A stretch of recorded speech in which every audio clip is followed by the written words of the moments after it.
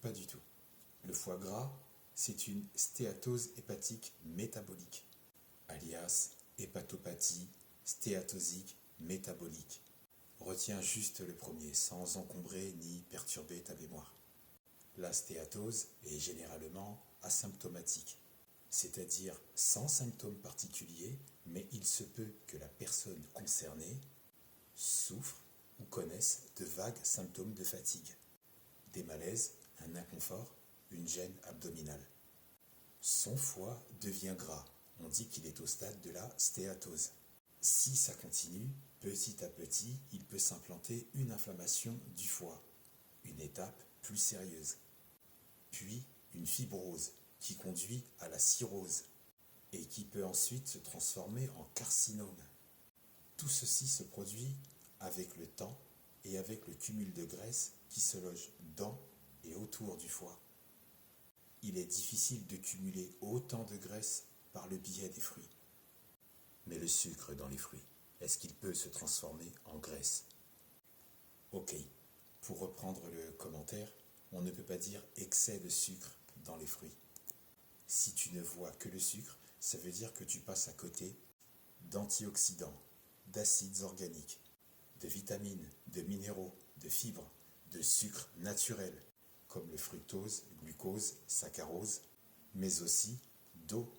Les fruits t'offrent des composants nutritifs et bénéfiques pour ta santé. J'ai évoqué le sucre naturel que ton corps reconnaît, que ton corps sait traiter, ce qui n'est pas le cas pour le sucre industriel. Manger des fruits est intéressant car ils contiennent moins de calories et de graisses que d'autres aliments. Je parle d'aliments bruts et non pas d'aliments transformés, qui eux, par contre, en sont chargés. C'est plutôt vers ce type d'alimentation que ton foie va trinquer. De plus, une consommation de fruits peut favoriser une meilleure santé métabolique et aider à réguler un bon poids de forme. La quantité de sucre naturel dans les fruits n'est pas la composante la plus riche parmi toutes les autres. Si l'on note que l'ensemble des fruits est naturellement riche en vitamines, minéraux, en fibres et surtout en eau. Et pour reprendre ton terme, excès de sucre, oui, il existe dans les plats préparés, dans les Kellogg's, les Choc à Pic, les Miel Pops, dans les biscuits Bella Vita, BN, Pépito, Pim's et même Gerblé. Et effectivement, dans la consommation de ce type de produits, tu ingères plus de calories que ton corps n'en a besoin. Cet excès, comme tu dis, sera stocké sous forme de graisse. Et ton foie risque malheureusement d'en devenir la poubelle. Ce problème peut être évité en consommant des fruits et dans le cadre d'une alimentation équilibrée. Ton corps a besoin de fibres, de vitamines et de minéraux que tu peux trouver dans les fruits, que tu peux trouver également dans les légumes.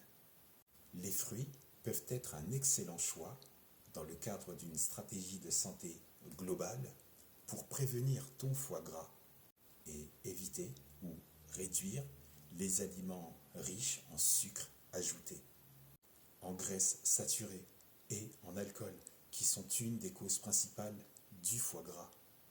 Excès de sucre, il y a dans ces produits et non dans les fruits. Maintenant, si c'est le taux de sucre qui te préoccupe, les fruits que tu peux consommer, les fruits qui sont très pauvres en sucre sont l'avocat, le citron, la groseille, pamplemousse, les mûres, groseille à maquereau, pastèque, les fraises. D'ailleurs, les fraises, qui sont pauvres en calories, contiennent plus de vitamine C que de sucre, tout comme les framboises, les oranges, etc. Que les fruits, les légumes et la paix soient avec toi.